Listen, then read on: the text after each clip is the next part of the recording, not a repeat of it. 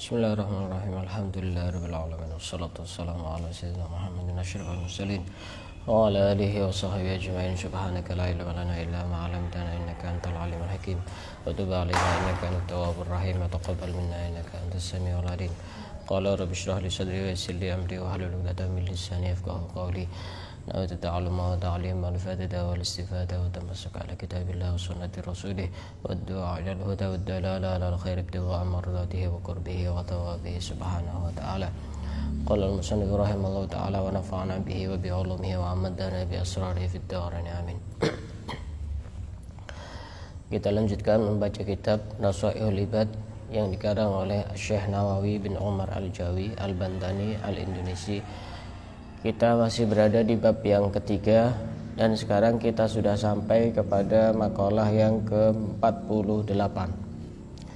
Wal maqalatul saminatu wal arba'un an Wahab bin Munabbih al-Yamani radhiyallahu anhu. Dari Wahab bin Munabbih. Wahab bin Munabbih ini salah seorang tabi'in. Beliau asalnya dari Yaman. Nah, Wahab bin Munabbih ini orang yang salah seorang tabi'in yang menguasai kitab-kitab suci yang diturunkan oleh nabi-nabi terdahulu. Dan bahkan beliau menguasai 30 kitab suci yang diturunkan kepada 30 nabi. Jadi yang dikuasai Wahab bin Munabbih ini bukan cuma sekedar Al-Quran, tapi termasuk kitab Taurat, Zabur, Injil, dan kitab-kitab nabi-nabi terdahulu. Karena nabi-nabi terdahulu juga masing-masing punya kitab.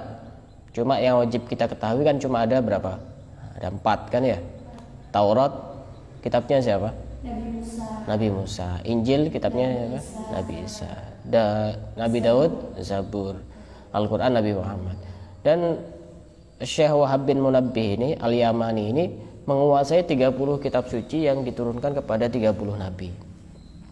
Dan salah satu keistimewaan Wahab bin Munabbih ini, beliau selama 20 tahun sholat subuh dengan menggunakan wudhu isya. Sholat subuh dengan menggunakan wudhu isya. Sama kayak kita. Sholat subuh dengan menggunakan wudhu isya. Karena sholat subuhnya itu, sholat isyanya itu agak terlambat menjelang subuh, sehingga wudhunya tetap menggunakan wudhu isya.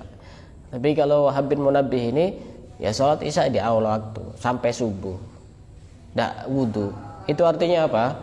Artinya beliau tidak batal. Berarti kalaupun tidur, semisal ya tidur dengan duduk, itu kan tidur yang tidak membatalkan wudhu. Kalau kita berpikir secara akal sehat, pastinya tidak bisa selama itu tidur dengan duduk. Kalaupun tidur dari isya sampai subuh. Jadi kemungkinan beliau tidak tidur, beliau terjaga dan beribadah menghidupkan waktu antara isya sampai subuh. Dan itu selama 20 tahun beliau sholat subuh dengan wudhu isya. Dan bukan cuma Wahab bin Munabbih, banyak ulama-ulama kita itu banyak yang mempunyai kebiasaan yang sama. Dan beliau Wahab bin Munabbih ini selama 40 tahun tidak pernah mencaci yang ada ruhnya, yang ada nyawanya. Selama 40 tahun. Yang ada nyawanya siapa? Ya manusia. Siapa lagi? Binatang, hewan. Tidak pernah dicaci sama sekali. Tidak pernah dicaci sama sekali. Walaupun hewan, walaupun kucing. Kucing makan ikan, ya tidak dicaci, tidak dicela. Kita itu mestinya harus banyak belajar dari kucing. Kucing itu punya kebiasaan. Kalau misalnya ada orang mau ngasih makan sama dia, ngasih ikan misalnya seperti itu, kemudian orang ini bawa sesuatu, pas dibawa seperti itu, pasti dia akan kejar terus, kejar. Kalau belum dikasihkan, ya diikuti terus, kejar dan kejar kan. Kucing seperti itu. Kalau saya berhenti dan belum dikasih, pasti nyari itu kucing. Orangnya jalan terus. Pasti dikejar terus sampai benar-benar makanannya itu dikasihkan, baru berhenti. Kucing itu tidak pernah patah semangat untuk mendapatkan apa yang dia inginkan. Kucing itu tidak pernah patah semangat untuk mendapatkan apa yang dia inginkan. Mestinya kita harus bisa menerapkan ketika kita minta kepada Allah, tidak usah putus asa, tidak usah pantang menyerah. Minta terus sampai kita benar-benar mendapatkan apa yang kita inginkan. Jangan sampai kalah sama kucing. Kucing bisa, masa manusia tidak bisa? Diikuti terus. Kita doa kok tetap tidak dikabulkan. Ya doa dan doa sampai engkau benar-benar mendapatkan apa yang engkau inginkan. Jangan sampai kalah sama kucing. Nah, Wahab bin Munabbih ini selama 40 tahun tidak pernah mencaci yang ada ruhnya, termasuk manusia, termasuk hewan, ya termasuk jin juga ada ruhnya. Jin itu juga bisa mati, juga ada ruhnya, karena bisa dibunuh jin itu, bisa mati sama seperti manusia, bisa dibunuh. Caranya gimana? Ya gampang caranya. Kalau tahu ilmunya gampang. Kadang-kadang jin itu kalau sudah masuk ke dalam tubuh manusia dan dia susah untuk keluar, ya kadang dibunuh. Ya kita modelnya ada sebagian orang itu langsung disembelih itu jinnya itu. Caranya bagaimana? Ya tidak pakai pisau. Kita punya jari, ini jarinya sudah disetting seperti pisau. Jadi ini kan ke lehernya orang itu, ya udah langsung mati itu jinnya, otomatis dia langsung sadar. Nah, Wahab bin Munabbih ini tadi sudah dijelaskan bahwasanya beliau menguasai kitab-kitab nabi-nabi terdahulu. Termasuk beliau pernah menceritakan Nabi Nuh itu termasuk nabi yang tampan pada masanya. Jadi yang tampan itu bukan cuma Nabi Yusuf, dan semua nabi itu tampan. Syarat paling sederhana itu nabi itu tampan. Kalau ada orang ngaku jadi nabi wajahnya biasa-biasa di bawah standar, ya tidak meyakinkan kalau jadi nabi.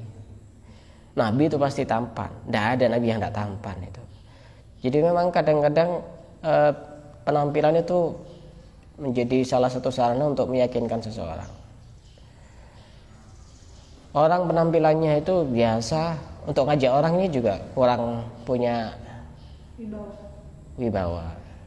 Tapi kita berpenampilan itu bukan untuk itu, bukan untuk agar diinikan orang, tapi semata-mata syiar untuk memuliakan ilmu, mengagungkan ilmu. Dan Nabi Nuh itu termasuk nabi yang tampan pada masanya waktu itu. Saking tampannya Nabi Nuh itu sampai beliau ketika jalan kemana-mana itu wajahnya ditutupi, tapi pastinya tidak pakai cadar. Pokoknya ditutupi, tidak tahu pakai apa Nabi Nuh itu. Sampai suatu ketika beliau berjalan bersama rombongannya, dan waktu itu sedang kelaparan. Jamaahnya itu mungkin kehabisan bekal atau semacamnya. Sehingga apa yang terjadi? Nabi Nuh itu ya karena nabi ya, dikasih mukjizat, gampang. Penutup wajahnya itu dibuka, dan ketika itu semua rombongan itu melihat wajahnya Nabi Nuh dan hilang rasa laparnya. Nah, sama seperti kita kan. Kalau orang lihat wajahnya kita itu, masya Allah, tambah lapar itu. Bukan tambah hilang laparnya itu. Nabi Nuh seperti itu. Dan ada satu nasihat yang sangat berharga dari Wahab bin Munabbih. Beliau berkata, "Idza sami'ta," Wahab bin Munabbih rahimahullah berkata, "Idza sami'ta man yamdahuka bima laysa fika, fala ta'manhu ayyadhummaka bima laysa fika." Jika ada orang yang memujimu dengan sesuatu yang tidak ada pada dirimu, maka jangan engkau merasa aman, karena bisa jadi dia nanti akan mencelamu dengan sesuatu yang tidak ada pada dirimu.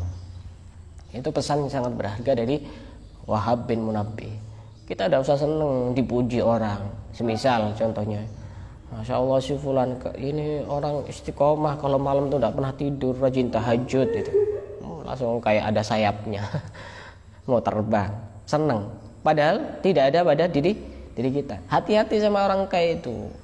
Bisa-bisa nanti dia mencela sesuatu yang memang tidak ada pada diri kita. Karena dari awal dia sudah tidak jujur, mengada-ada. Makanya hati itu memang suka dengan sesuatu yang indah. Makanya kita itu kalau dipuji udah usah langsung baperan. Baperan tuh ya ada tempatnya sendiri. Dipuji sedikit pas baperan. Karena kalau kita tidak bisa menyikapi pujian itu, maka akan berbahaya untuk diri kita sendiri. Karenanya Asy-Syaikh Ibnu Athaillah As-Sakandari dalam kitabnya beliau mengatakan, ajhalun nasi man taraka yaqina ma indahu lidzanni ma indan nas. Sebodoh-bodoh manusia itu adalah orang yang meninggalkan keyakinan yang ada pada dirinya sendiri dan lebih mementingkan dugaan yang ada pada diri orang lain.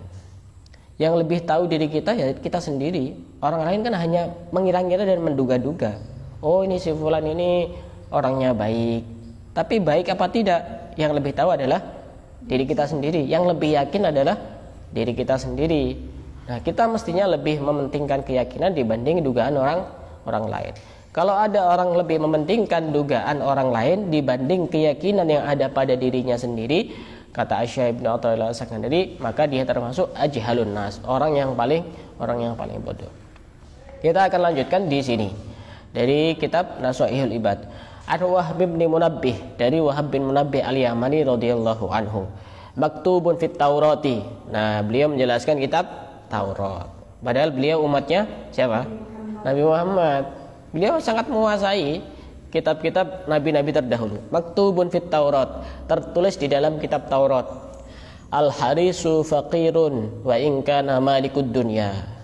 Orang yang rakus itu dia adalah orang yang fakir walaupun dia memiliki dunia dan seisinya. Kok bisa? Ya karena merasa kurang dan kurang. Kita punya uang 1 juta, kurang. Padahal sudah cukup. Kalau kita nuruti kurang ya pasti kurang ya. Kurang. Kalau kita nuruti kurang ya pasti kurang. Misalnya kita punya uang 1 miliar, kira-kira kurang enggak? Kalau ditanya kurang apa enggak? Ya kurang. Sifat manusia. Kalau nuruti kurang ya kurang. Walaupun kita sudah punya uang 1 miliar, tetap pengen punya yang lebih dari itu. Nah, kata Wahab bin Munabbih, beliau menjelaskan mengutip dari kitab Taurat bahwasanya orang yang rakus itu dia termasuk orang yang fakir walaupun dia memiliki dunia dan seisinya. Wa in kana malikud dunya, orang yang memiliki dunia, dia kaya. Semisal anggap saja dunia dan seisinya ini milik dia, tapi kalau dia rakus ya kok kurang. Maka sebenarnya orang yang paling miskin itu orang yang merasa kurang dan kurang. Berapa banyak orang kaya tapi sebenarnya dia miskin, ya kurang. Rumahnya sudah bagus, sik kurang. Mobilnya sudah bagus, sik kurang. Uangnya sudah banyak, sik kurang. Ya karena memang manusia itu memang sifatnya itu kadang-kadang ada yang suka rakus. Padahal rakus itu sesuatu yang bisa mencelakakan kepada manusia. Diceritakan waktu itu Nabi Isa pernah mengajak perjalanan kepada 2 orang.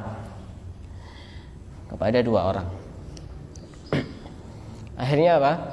Akhirnya Nabi Isa ini mengadakan perjanjian, nanti pokoknya kalian harus mengikuti kepada saya. Sehingga Nabi Isa itu membawa 2 roti. Ketika sudah di tengah-tengah perjalanan, 2 roti ini ya dibagi berapa? Dibagi 3. Cuma Nabi Isa itu udah kebagian. Sehingga ditanyakan siapa yang ngambil ini. Tidak ada yang ngaku. Kedua-duanya tidak ada yang ngaku. Sehingga kemudian Nabi Isa langsung melanjutkan perjalanan. Kemudian di tengah jalan beliau manggil kijang kalau tidak salah, dipanggil, kemudian disembelih, dimakan. Setelah itu dihidupkan kembali. Kemudian ditanya sama Nabi Isa, barangkali dengan melihat keajaiban seperti itu mereka ngaku. Ternyata tidak. Akhirnya jalan lagi. Di tengah perjalanan Nabi Isa itu ngambil semacam batu, dan kemudian batu itu dirubah menjadi emas. Kemudian Nabi Isa bilang, ini ada 2 emas. Ada 3 emas. Satu untuk kamu, satu untuk kamu, satunya untuk orang yang makan roti. Sehingga ini kalau tidak ngaku, ya pasti tidak dapat emas. Ya, ini karena orientasinya itu duniawi, sehingga ada yang ngaku, langsung ditinggal sama Nabi Isa. Akhirnya dua orang ini meneruskan perjalanannya sendiri. Setelah meneruskan perjalanan sendiri, istirahat, kemudian sama-sama rakus kedua-duanya itu, sehingga dia itu kelaparan kedua-duanya itu. Hanya bersepakat, satunya suruh cari makan, satunya jaga emasnya itu. Ya, karena dari awal sudah punya niatan tidak baik, orientasinya adalah duniawi, ya sudah sama-sama punya niatan tidak baik. Sehingga orang yang jaga emasnya ini sudah punya niatan, nanti kalau teman saya datang langsung saya bunuh, biar emas ini milik saya semuanya. Kemudian yang beli makanan keluar itu punya niatan juga tidak baik, ini makanan akan saya beri racun biar nanti emasnya milik saya, biar saya ambil semuanya. Sehingga apa yang terjadi ketika yang bawa makanan ini datang dan sudah dikasih racun, dimakanlah sama ini, dan ini langsung dibunuh karena takut ini diambil emasnya oleh temannya yang beli makanan itu. Sehingga apa yang terjadi, kedua-duanya mati. Itu satu gambaran orang yang rakus kepada duniawi. Dan seringkali juga digambarkan rakus itu kan lawan katanya qanaah, menerima apa adanya. Itu digambarkan seperti lalat dengan laba-laba. Lalat itu kan nempel sebentar pindah lagi, nempel sebentar pindah lagi, rakus dia. Kalau laba-laba ini dia sekali buat rumah di situ ya sudah tidak pindah-pindah, kecuali dirusak sama orang, kan ya, kecuali dirusak sama orang. Coba kalau lalat lewat ke situ, sudah tidak bisa berkutik. Lewat di rumahnya laba-laba, sudah tidak bisa berkutik, kalah dia sama yang menerima apa adanya. Orang qanaah itu bisa mengalahkan orang yang rakus. Makanya di situ dijelaskan di dalam kitab Taurat, orang yang rakus itu dia termasuk orang yang fakir walaupun dia memiliki dunia dan seisinya. Jadi sebenarnya yang membuat hati bahagia itu ya banyak. Pernah ada kita mendengar berita sekitar beberapa setengah tahun yang lalu mungkin, ada artis kaya, kurang apa kayanya itu, rumahnya banyak, SPP anaknya saja itu per bulannya kalau tidak salah 300 juta apa berapa itu per bulannya itu. Jam tangannya berapa itu, ratusan juta. Jangankan jam tangannya, apa namanya, kacamatanya saja senilai puluhan juta. Kacamata gaya senilai puluhan juta. Tapi kenapa kok tidak bahagia? Dia nyari kebahagiaan yang lain dengan mengkonsumsi barang-barang haram. Ya karena ininya yang tidak bahagia. Karenanya ini juga butuh nutrisi, butuh makan, butuh suapan, asupan setiap hari, sehingga dohir dan batin itu sempurna, sama-sama lengkap. Itu nasihat yang pertama. Al-harisu faqirun wa in kana malikud dunya. Orang yang rakus itu dia termasuk orang yang fakir walaupun dia memiliki dunia dan seisinya. Yang kedua, wal muti'u lillahi ta'ala muta'un linnasi wa in kana mamlukan. Orang yang taat kepada Allah, maka dia akan ditaati oleh semua manusia walaupun dia itu seorang hamba, seorang budak. Orang itu kalau sudah taat kepada Allah, pasti dia akan dicintai oleh Allah. Ketika Allah sudah mencintai hambanya, maka dia akan mengumumkan kepada manusia untuk mencintai orang tersebut. Orang itu walaupun biasa status sosialnya, tapi kalau dia taat kepada Allah, pasti dicintai banyak orang. Misal contoh ya, pernah ketemu Habib Umar enggak? Enggak pernah. Cuma lihat di YouTube kan ya.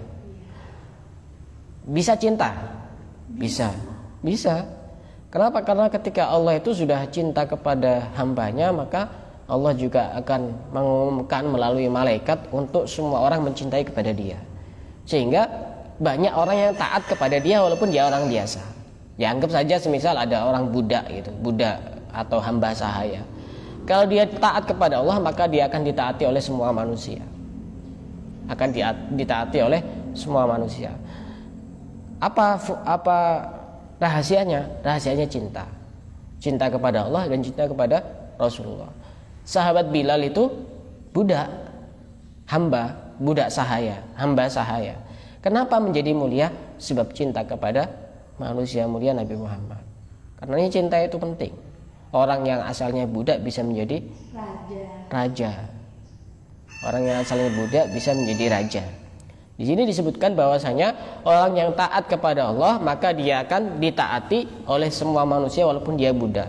Dan bahkan banyak cerita di beberapa kitab bahwasanya ada orang yang selama bertahun-tahun dia nyari kayu bakar di hutan dan ternyata yang bawakan kayu bakarnya itu adalah harimau. Dibawa pulang, dibawa di punggungnya itu. Kok bisa? Taat kepada Allah. Semua akan taat kepada dia. Orang takut kepada Allah itu pasti akan ditakuti oleh semua manusia. Akan ditakuti semua manusia dan semuanya tunduk kepada dia. Kalau dia taat kepada Allah. Yang ketiga, wal qani'u ghaniyun wa in kana ja'ian. Dan orang yang qanaah itu ya menerima apa adanya, pembagian dari Allah, maka dia termasuk orang yang kaya walaupun dia orang yang kelaparan.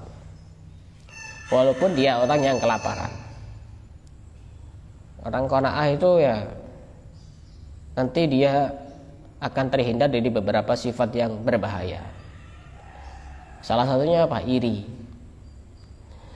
Orang iri itu salah satu faktornya karena dia ada qanaah. Tadi ya.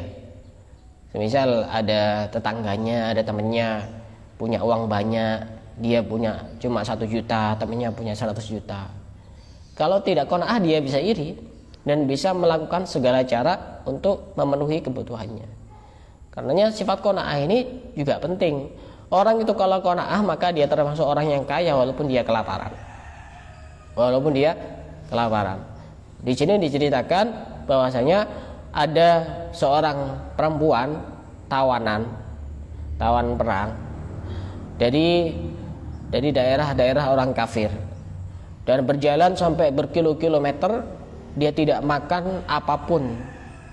Sehingga ada orang yang bertanya kepada perempuan ini, kenapa engkau bisa kuat berjalan berkilo-kilometer tanpa makan sesuatu?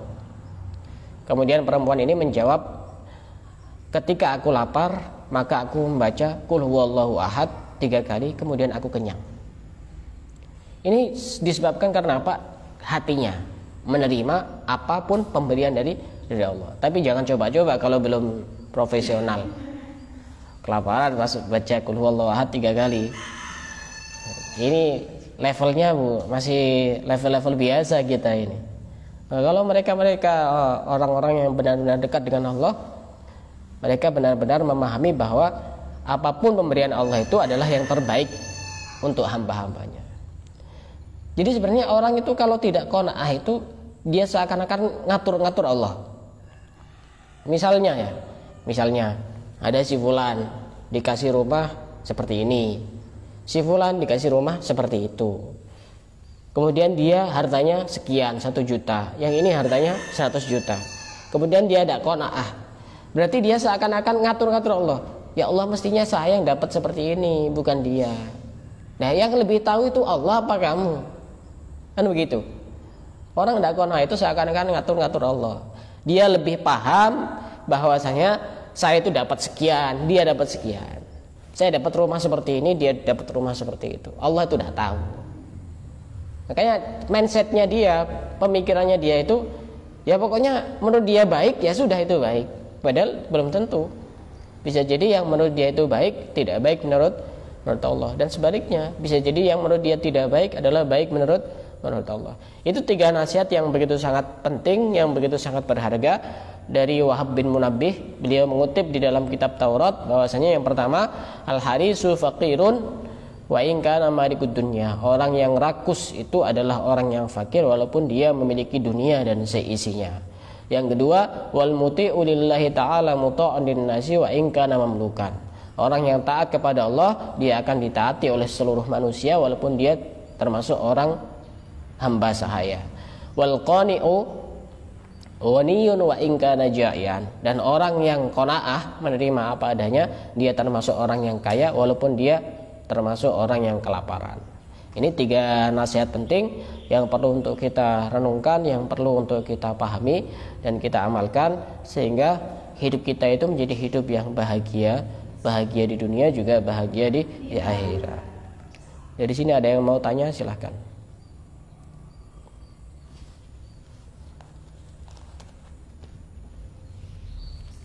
Ya. Apa orang yang misalnya sudah punya Ustaz barang terus pengen yang baru, apa itu termasuk orang yang keinginannya itu pengen yang lain? Ya kalau yang oh iya, kalau ada orang sudah punya barang kemudian pengen yang baru, ya dilihat dulu kalau sekiranya barang yang lama sudah tidak layak pakai, sudah rusak, ya tidak apa-apa. Atau bisa jadi bukan termasuk orang yang rakus. Semisal ada orang punya HP, misalnya saya punya HP, kemudian saya punya HP, satunya masih bagus sebenarnya, cuma layarnya itu ada hitam-hitamnya, tidak tahu keluar hitam-hitam kayak tinta itu. HP Xiaomi itu tidak saya pakai. Kenapa? Saya beli yang baru tapi untuk tujuan-tujuan yang baik, biar semuanya lancar.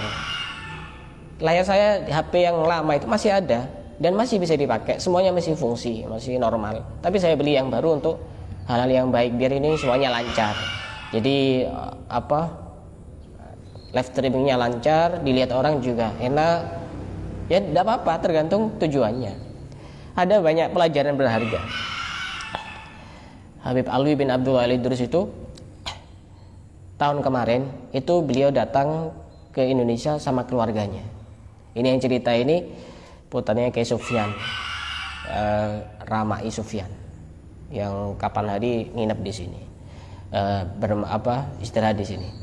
Beliau cerita. Jadi waktu itu Habib Alwi itu sama keluarganya, sama istrinya, sama anak-anaknya, Kemudian akhirnya kan rebutan untuk khidmah, kan? Untuk melayani beliau, untuk nemani beliau kemana-mana. Akhirnya yang perempuan ya dipasrahkan sama yang harim-harim itu, cewek-cewek itu, yang laki-laki khusus laki-laki. Sehingga yang perempuan itu diajak belanja ke pasar, ke toko, ke tempat-tempat perbelanjaan. Kemudian disuruh milih barang-barang tertentu itu bagus, harganya mahal. Kata salah seorang anaknya Habib Alwi, saya tidak boleh beli yang mahal-mahal, beli yang paling murah, katanya. Beli yang paling murah.